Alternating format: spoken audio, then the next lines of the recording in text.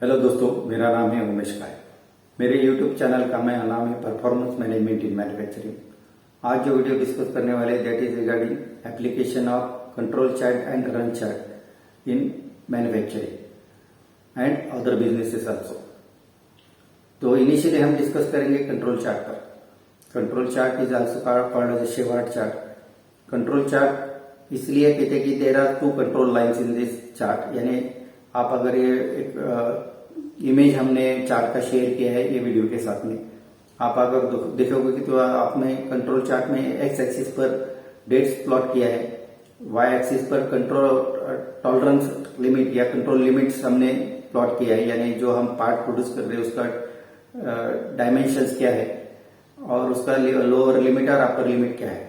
तो control chart basically apply होता है क्वालिटी टूल्स करके, और उसमें आप ये एट्रीब्यूट भी यूज कर सकते हैं, यानी ओके नॉट ओके पार्ट्स में भी, और ये वेरिएबल में भी यूज कर सकते हैं। एट्रीब्यूट में आपको वाई एक्सिस पर क्वांटिटी आपको प्लॉट करना पड़ेगा, यानी कितना क्वांटिटी रिजेक्ट हो गया, कितना क्वांटिटी चेक करने में, यानी परसेंटेज या नंबर ऑफ रिजेक्शन वो प्लॉट कर सकते हैं।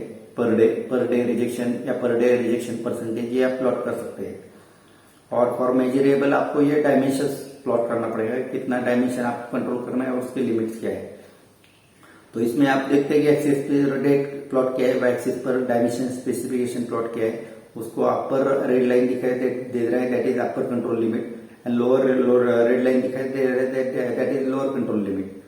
और स्पेसिफिकली आप जो सैंपल में देख सकते हैं ये सैंपल ग्राफ में कि there is moving line of the daily observation, की कितना कितना आपको पार्ट्स को डेली ऑब्जर्वेशन या आपको after some frequency you are checking the dimension, उसमें आपको क्या क्या डायमेंशन मिलते हैं वो अगर आप प्लॉट करोगे तो ये उसका लाइन चार्ट आपको दिखाई देता है।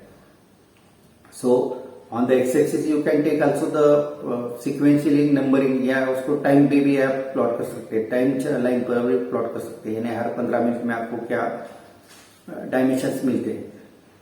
तो ये उसमें मूविंग लाइन जो है उसमें आप देखते हैं कि some dimensions you are firing and those are going beyond the upper control limit. तो इस पर क्या एनालिसिस हो सकता है कि उसमें क्या क्या रीजंस हो सकते हैं, ये अगर आपका लाइन जो है those are crossing the upper control limit, तो सिंस हम ये डायमेंशन प्लॉट कर रहे थे उस डायमेंशन आउट होने की क्या क्या रीजन है उस पर से सोच सकते हैं।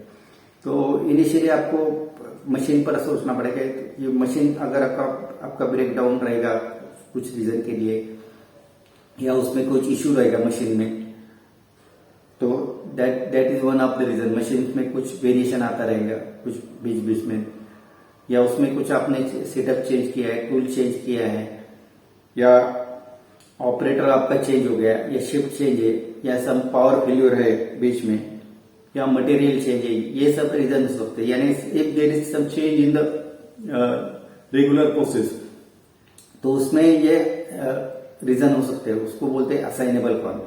सो one is the natural cause, यानी आपको जो नॉर्मल वेरिएशन दिखाई देता है इनहेरेंट वेरिएशन, उसको नेचुरल वेरिएशन बोलते हैं। But if it is assign to some reason, कि कुछ रीजन की वजह से आते रहेंगे, तो उसको असाइनेबल रीजन बोलते हैं। तो उसमें असाइनेबल रीजन हमने जो डिस्कस किए हो सकते हैं, यानी टूल चेंज है, सेटअप चेंज है, मशीन इश्यू है, या ऑपरेटर इश्यू है, या आपका मटेरियल चेंज हुआ है, ये सब रीजन हो सकते हैं। तो उसमें क्या क्या एक्शन ले सकते हैं, यानी अगर मशीन ब्रेकडाउन है तो उसको आपको प्रिवेंटिव मेंटेनेंस प्रॉपर करना पड़ेगा। आपका अगर टूल चेंज किया रहेगा तो आपको इन एंटिसिपेशन ये सोचना पड़ेगा कि आपको कितना पार्ट्स के बाद टूल चेंज करना पड़ेगा, तो उसको पहले चेंज करेंगे तो आपका फिर ये प्रॉब्लम नहीं आएगा। सेटअप इशू रहेगा तो सेटअप के कुछ पीसेस आपको फिर बाजू रखना पड़ेंगे और उसको रीचेक करके उस पर डिसीजन लेना पड़ेगा कि whether those piece are acceptable और नॉट एक्सेप्टेबल। उसके बाद में आएगा कि आपका ऑपरेटर चेंज रहेगा, यानी आपका रेगुलर स्किल ऑपरेटर है कि दूसरा है सेमी स्किल ऑपरेटर आपने डिप्लॉय किया, तो उसका ट्रेनिंग आपको फिर से देना पड़ेगा। यानी if he is committing some mistake, और उसके मिस्टेक की वजह से अगर आपको चेंज मिलता रहेगा डायमेंशंस में, तो उसको ट्रेनिंग देना पड़ेगा कि व्हाट चेंज हुई डूइंग इन द प्रोसेस। उसके बाद में पावर फेलियर में आप कुछ नहीं कर सकते। पावर फेलियर में कुछ पीसेस से इनिशियली आपको बाजू रखना पड़ेगी, यानी पावर फेलियर के बाद में अगर आपको जनरेटर पे स्विच ऑन करते हैं या after resuming power you are switching on the machine, तो कुछ पीसेस आपको वेरीफाई करना पड़ेगा कि उसमें क्या कर सकते हैं। देन अगर मटेरियल में इशू रहेगा तो मटेरियल आपको देखना पड़ेगा कुछ मटेरियल में प्रॉब्लम है क्या, और उसमें प्रॉब्लम रहेगा तो you have to go for the better material और अल्टरनेटिव मटेरियल आपको उसमें ढूंढना पड़ेगा। सो इसके ये एक्शनेबल इनपुट है कि उस पर से आप इम्प्रूवमेंट कर सकते हैं। तो इसका बेनिफिट ये होगा कि आपका फिर अपर एक्शन लेंगे तो आपको ये नॉन कन्फॉर्मिंग प्रोडक्ट जो मिलते हैं वो आपको नहीं मिलेंगे, आपका प्रोसेस इंप्रूव हो जाएगा और उसको डाउन टाइम जो आता है वो आप रिड्यूस कर सकते हैं। So this is the benefit of the control chart. उसके बाद में हम डिस्कस करेंगे रन चार्ट। तो रन चार्ट और कंट्रोल चार्ट में क्या डिफरेंस है? तो run chart is not use for the quality tool, it is use for the regularly आप ये प्रोडक्शन में यूज कर सकते हैं। प्रोडक्शन यानी क्वांटिटी प्रोड्यूस पर डे, और आप यूज कर सकते हैं कि सेल कितना, सेल पर डे या डिस्पैचेस पर डे, या आपका रेवेन्यू कितना टारगेट है और आपका कितना रेवेन्यू कलेक्शन है पर डे। तो रन चार्ट में आप एक सैंपल इमेज हमने इसके साथ शेयर किया, उसमें आप देखते हैं कि देयर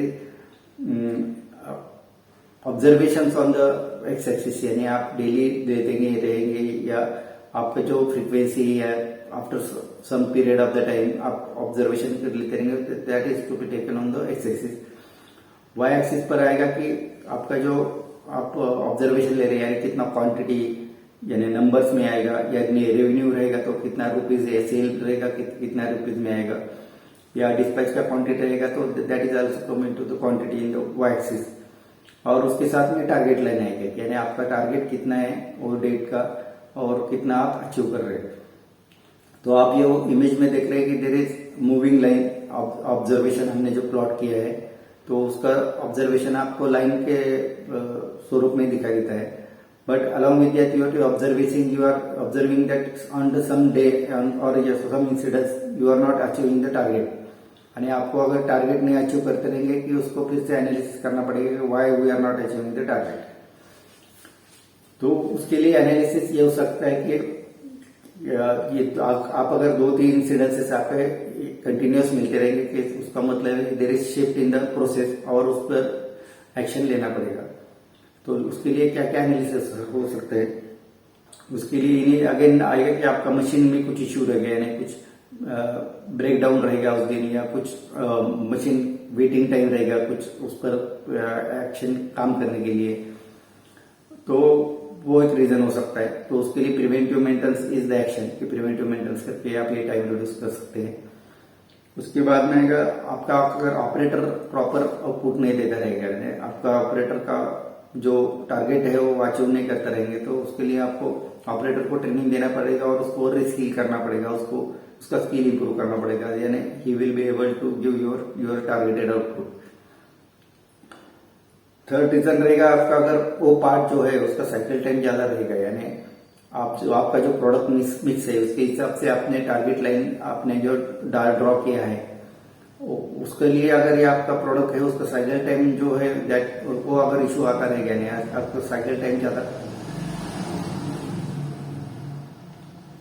ज्यादा रहेगा और आपको उस दिन का प्रोडक्शन नहीं मिलता रहेगा, तो you have to again study the cycle time of that product, यानी उसको लोडिंग अनलोडिंग टाइम कैसा कम कर सकते हैं बाय बी एनी मीन्स आप लोड और अनलोडिंग का टाइम कैसा बचा सकते हैं, या उसको प्रोसेस टाइम है उसमें से उसको स्पीड फीड या टाइम टेम्परेचर ऐसा कुछ अप्लाई करके उसको उसका प्रोसेस टाइम कैसा रिड्यूस कर सकते हैं।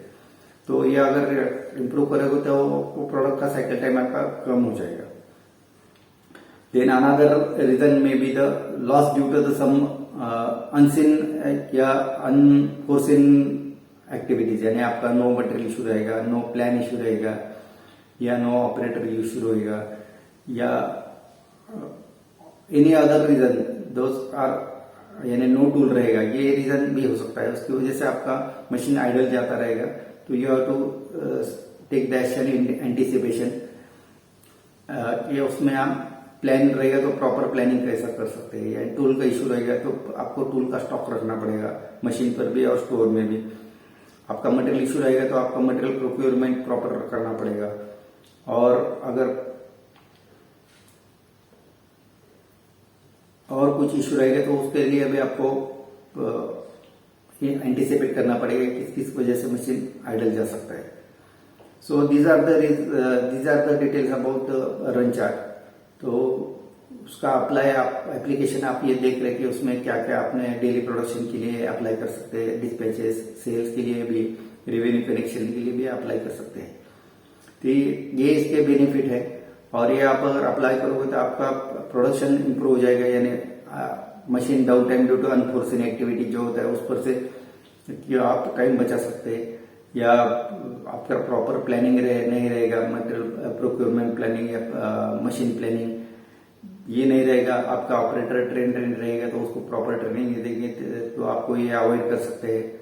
या आपका मटेरियल भी इशू रहेगा तो आप भी मटेरियल पर काम करके ये प्रॉपर मटेरियल आप उसको प्रोक्योर करेंगे तो आपका प्रॉब्लम सॉल्व हो सकता है। So this is all about the today's video. आपको वीडियो अगर अच्छा लगे तो सब्सक्राइब कीजिए, शेयर कीजिए, लाइक कीजिए। और फॉर मोर डिटेल आप मेरा ब्लॉग भी रेफर कर सकते हैं। मेरे ब्लॉग का नाम है मैन्युफैक्चरिंग परफॉर्मेंस 116.blogspot.com। और फॉर मोर डिटेल मुझे आप मेल कर सकते हैं।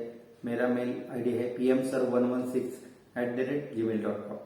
Thank you to join my video. Thank you very much.